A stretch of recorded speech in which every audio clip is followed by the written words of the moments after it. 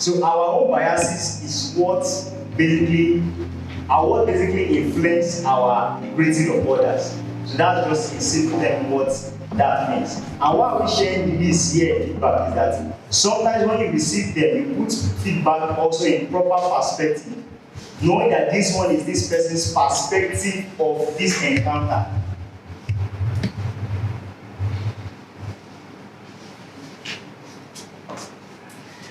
So when we put this one in proper perspective, we begin to realize that the idiosyncratic greater effect is huge and resilient.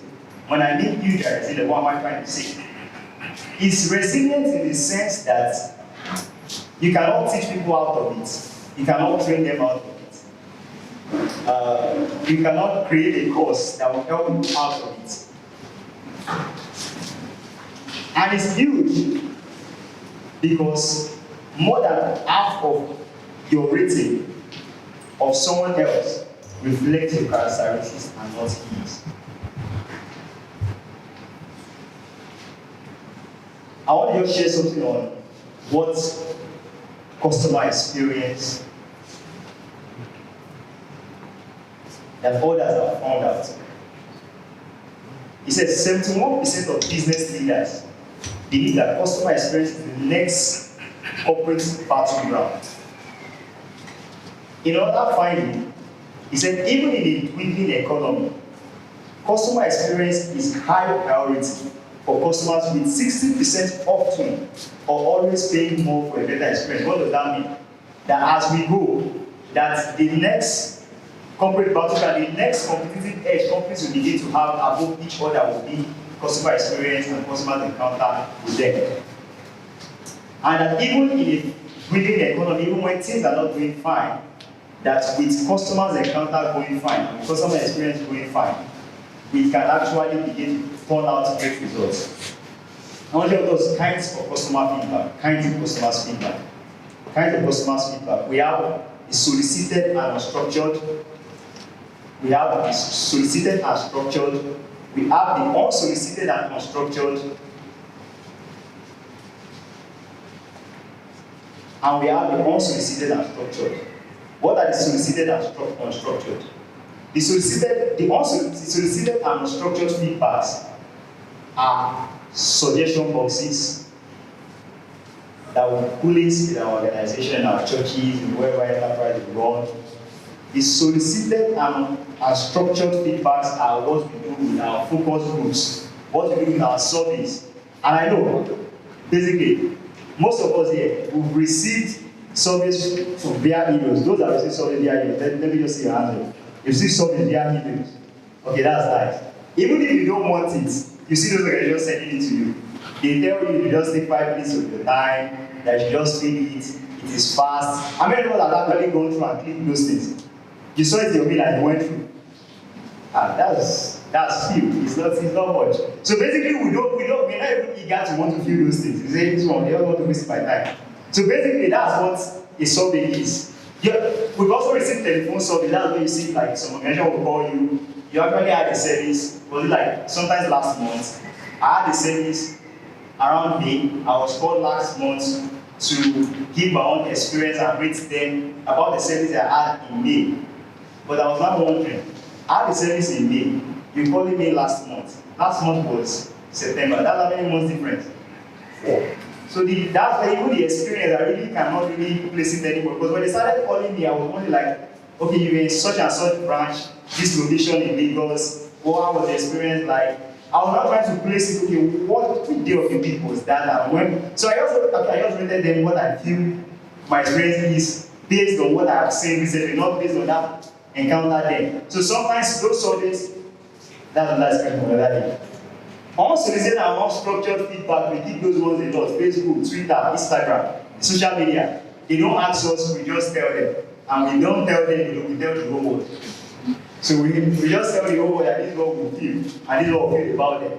The unsolicited and structured is what some organizations do with their website, where you see that. You see comments, suggestions, you see something, an icon there when you click through, you press it, you type what you need to type, you send, it goes to an email. But But in actual fact, are we going to respond from those things in reality? You get response. Do we get response? You got. But that's compared to even those that here. We really didn't get anything there. We just sent them and it's as if there's nobody at the other end. Then the other part of the unsolicited and structured feedback that we get is complaints. So I want to dwell very much on complaints today. And I know everybody said a couple of things about complaints. He said he shared a couple of things about complaints today and how we meant to treat them. Okay, now, I want to take a different perspective to complaints than I said. In particular, I want to show us the diamonds in customers' complaint. The diamonds in customers' complaint. Because sometimes when those things come in, we just think like, oh God, we started again, we are wahala. This troublesome customer. It come again. It's come again. I want to show you something with Lego. Lego is in the toy industry. Lego has been producing great results over the years and been doing those wonderful things. But Lego several years ago produced what is called a police station. Police station is also a toy which children use to play. But do you know that in that police station that they produced, one of the most important pieces to complete that puzzle was missing? How many of Lego's customers came to tell them that that thing was missing? 2%. That means 98% bought that product. They never came back. They never said anything to Lego. They got angry with Lego and they went straight to their competitors to buy from them. So sometimes when we see those things coming, we should take our time out to really what this person really saying. And let us really reflect back and see our own processes and see how it works. So in actual fact, complaints, as much as we might not like it, reduce to us areas for improvement. What do I mean by reduce to us areas for improvement? You see, there's a company called Intuit, I think. They are into production of softwares for financial accounting, taxation, and the likes.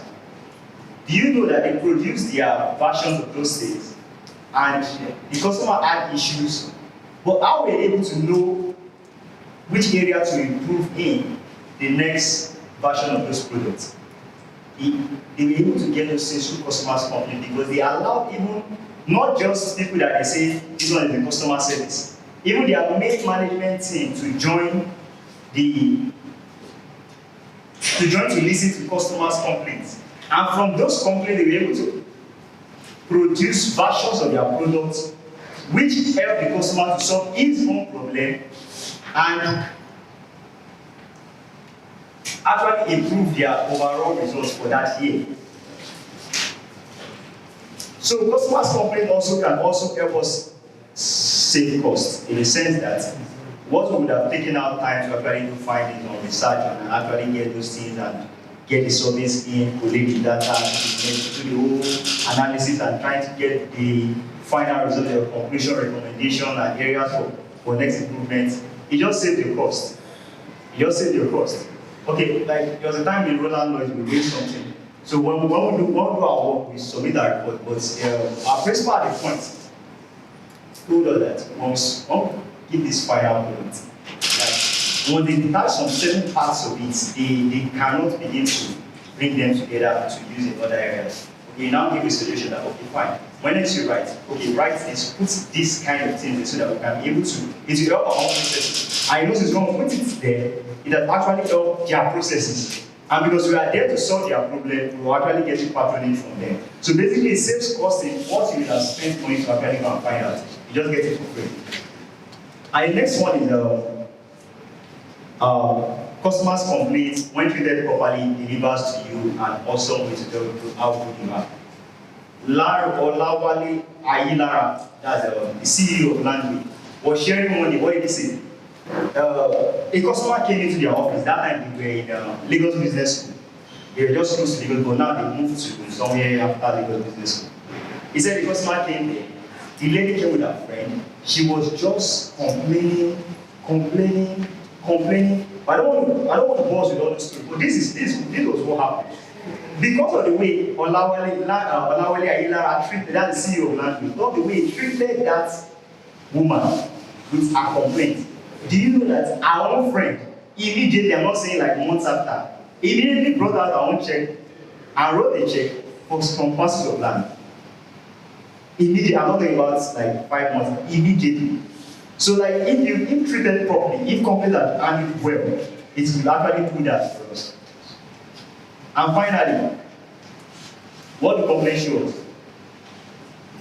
The complaints reduce to us 2 things. The first thing is they help us to improve our own training, internal training. Because when we begin to see that this is what the customer is trying to achieve, we begin to see areas where we have to go back and train our people on so we can improve. And the other thing it's going to do is customers complain does one other thing for us. Let's just imagine that someone walks into your business premises or whatever you're doing. The experience or his encounter with you was not really nice, but it felt bitter, but he never said anything to you. Let's be real. How likely is this person to come back? How likely? How likely? Very unlikely is to come back. If he doesn't have an experience with you, he feels bitter and he didn't say anything, he's not likely to return back.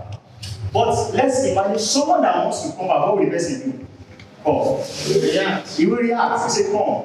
What you said, what you've done, I don't like it. So indirectly, the person is trying to tell you that I want you to improve in this area. But if you can improve, I will stay. But if you say, I'm not improving, that means I'm about to go. So basically, when the person is doing that, we should also have their back of mind. This guy really wants to do business with us.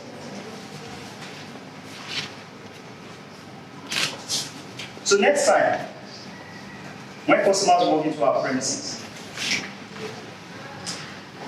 let us have these things at the back of our mind. That these are the things that are reviewed in those companies.